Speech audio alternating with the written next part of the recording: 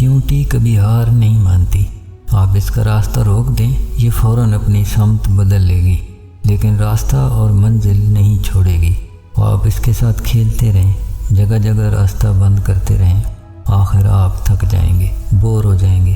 لیکن چیونٹی نہ بور ہوگی، نہ تھکاوٹ کا شکار ہوگی، نہ مایوس ہو کر بیٹھے گی۔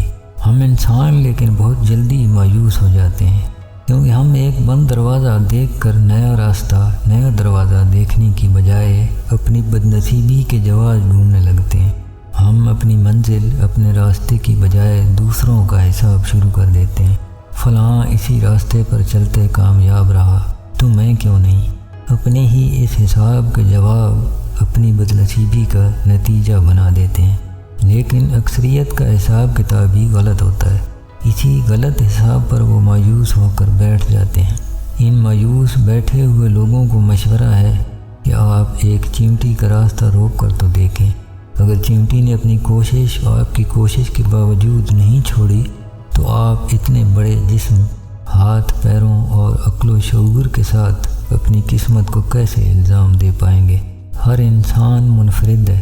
ہم میں سے ہر ایک کی تقدیر دوسرے سے ویسے ہی الگ ہے، جیسے ہماری شکل، رنگ، یہاں تک کہ فنگر پرنٹ تک۔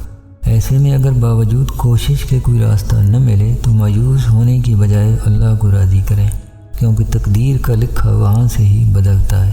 قرآن میں اللہ کے ارشاد کا مفہوم ہے، اللہ جس لکھے ہوئے کو چاہتا ہے مٹا دیتا ہے، اور جسے چاہتا ہے ثبت فرما دیتا ہے، اور اسی کے پاس اصل کتاب یعنی لوح محفوظ ہے۔